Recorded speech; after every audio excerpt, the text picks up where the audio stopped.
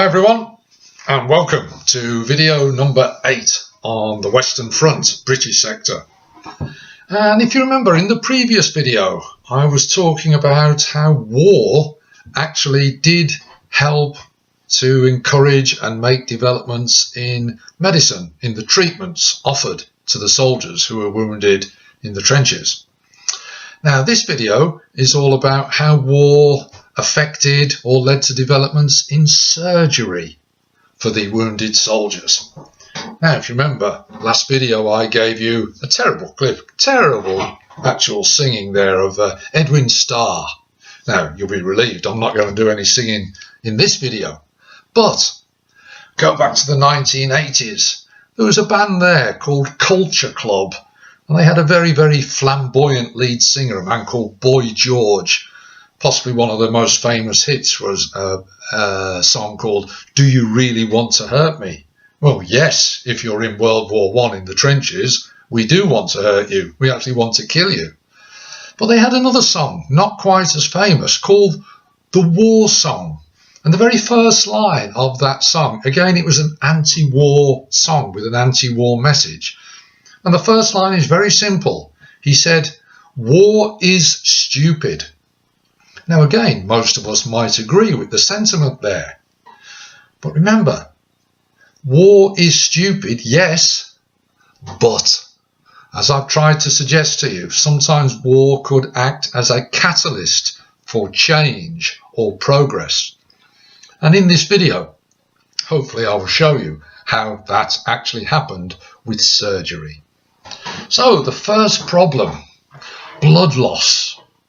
If you're in the trenches, remember the chain of evacuation, stretcher bearers, the RAP, the dressing stations, casualty clearing stations, base hospital, back to Britain or Blighty.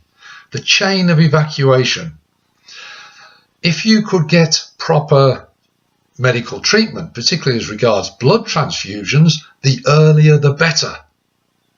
There's a but. Can you remember the name of the person who first discovered that we had different blood groups? Bonus points if you said Karl Landsteiner. 1901, he makes a very important discovery. So for about a decade before World War I, we could do blood transfusions. However, in the early days, you had to have the blood donor and the patient who was receiving the blood together, so that the blood would be transferred very quickly from the donor to the recipients. They had to be close together. Well, that's not very feasible. That's not very likely if you're in the trenches and you've got hundreds and hundreds of people to treat. So there is the problem. What was the solution? Well, a development. They developed the idea of the blood donor giving the blood into a syringe, which is then taken and given to the patient who needs the blood. That was better. Big tick. However, there was a problem. In the delay involved, sometimes the blood would clot, and you can't give clotted blood because it's not going to work. So that was a problem. 1914, so towards the start of the war, 1914, 1915, this problem begins to be solved. A man called Lewishon, Lewishon, Lewishon.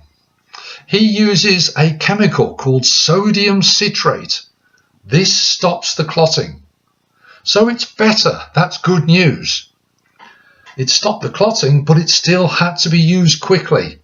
If the speed isn't involved in using the blood, it is not going to work as well. So he makes the first step on the road to progress. A man called Weil, W-E-I-L, he improves on this. He begins to say, right, we still need it to be very quickly. Why don't we store it in a refrigerated conditions, like storing it in a fridge? That was another step forward on the road to progress. Lewishon, Weil. Good news. 1916, two men called Rouse and Turner. They use another chemical, citrate glucose. And they say, right, citrate glucose and the refrigeration, put those two together, and they found that blood could be stored for between 10 and 14 days. It was still usable. This was good. So can we see that the problem of transfusing blood is beginning to be solved in the war? The final stage, a surgeon called Keynes. He then says, right, what we need are portable units. These refrigeration units storing the blood with all these chemicals in, like the citrate glucose, we need to move them down the chain of evacuation nearer to the front line to give to the soldiers quicker. So the portable units help to sort that problem out. Towards the end of the war, remember in some of the videos I've said, as the war went on, the doctors began to solve more and more problems. They had more and more ideas. Well, 1917, before a very, very famous battle called the Battle of Cambrai, an American doctor, Dr. Robertson, he had a great idea, a brainwave.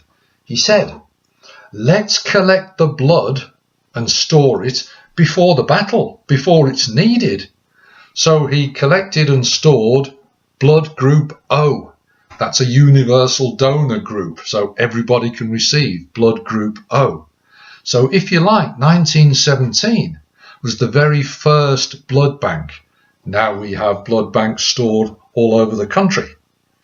So war helped to solve the problem of better, more effective and safer blood transfusions. Problem number one in surgery, ticked off.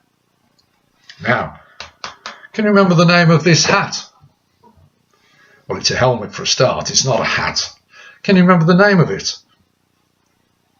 The Brodie helmet. Can you remember why it was introduced compared to a cloth hat, fabric, metal? Can you remember? Gives more protection for the head area, the face, the eyes, which was a big problem. Remember, sometimes the head would be standing outside the trench. So the head was a really important area, protection. But of course, soldiers still got wounded in this area. Now, the second area where World War I helped to improve things, plastic surgery, particularly around the head area. Remember the weapons, MARS, machine gun, artillery, rifle, shrapnel. Sometimes the head area would get terrible, terrible wounds. Now, think back to video number 7. Pain, infection, particularly infection, might kill the soldier. As the methods of dealing with infection improved, check video number 7 for all those if you've forgotten them, soldiers were now surviving the actual impact. But of course they were faced with terrible injuries. So there was a need for skin grafts. Because pain and infection is solved, they can try and keep the soldier alive and rebuild the face. Splints for the jaws which were broken. Metal plates where some parts of the face may have been blown away. Sometimes they had almost like full size and created false noses. Okay?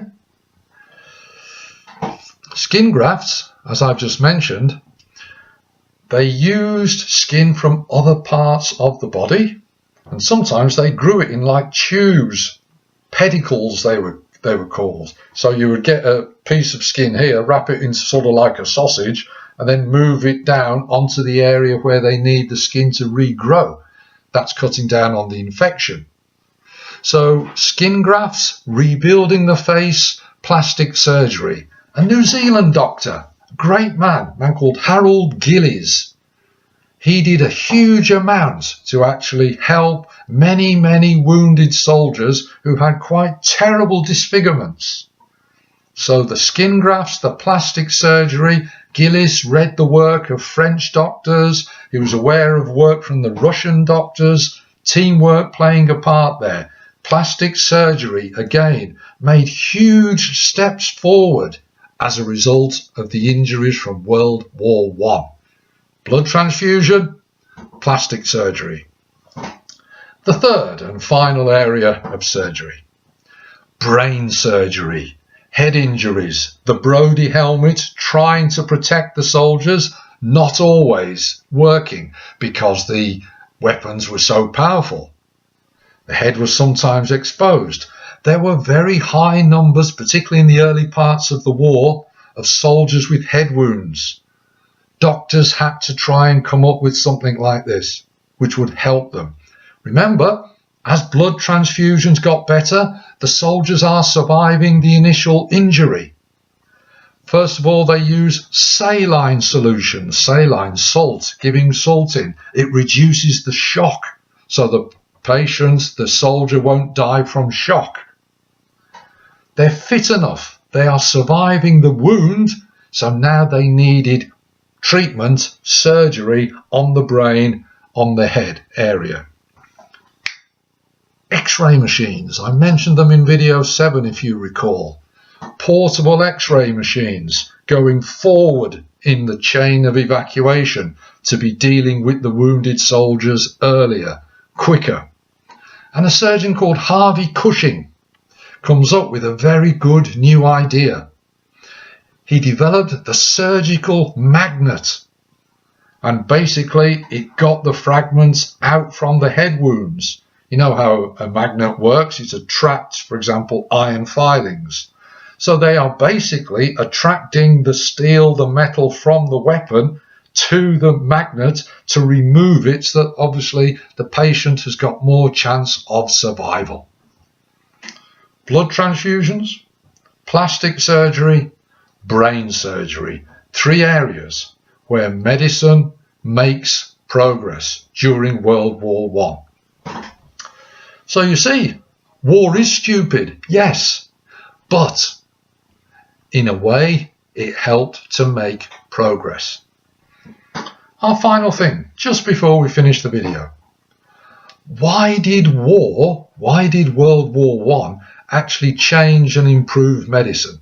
We've seen it in video 7 and here again in video 8. What factors, what things, what reasons, what caused the war to actually help make medicine and surgery better? Well, here's a few ideas for you.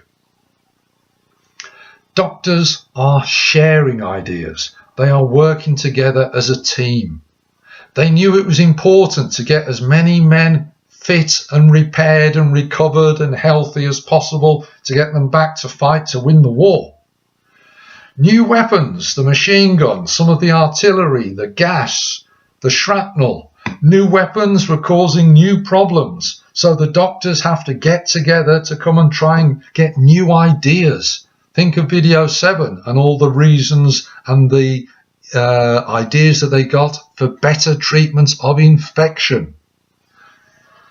The doctors themselves, it's a time of national emergency. They all wanted to win the war, so they're working harder, longer hours.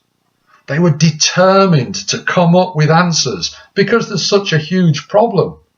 There are more soldiers with these terrible wounds, so the doctors are having more experience. Oh, this one didn't work. Let's try something slightly different. Almost like a little bit of trial and error.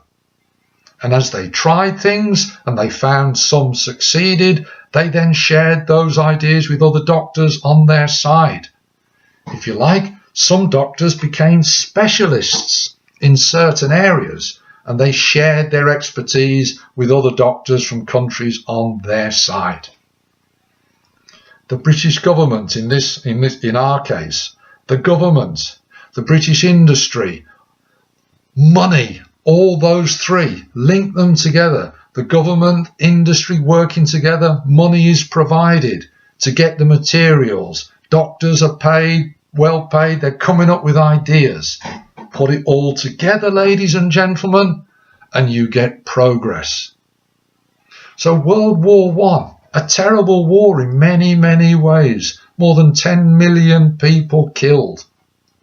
However, as it went on, we have to acknowledge that because the doctors, for all the reasons I've just talked about there, they were beginning to make progress. Hope it's been useful. What I've done for you there is look at the first 8 videos. Pretty much you've got all the knowledge you would need for an exam question on World War I, the key features of what actually happened. The final video, video number 9, what I'll do is I'll sum it all up and we'll have a look at how you could possibly use that knowledge as well as you possibly could to get high marks in the exam. That one's coming soon. As ever, I hope it's been useful. Take care now. I'll speak to you very soon. Bye for now.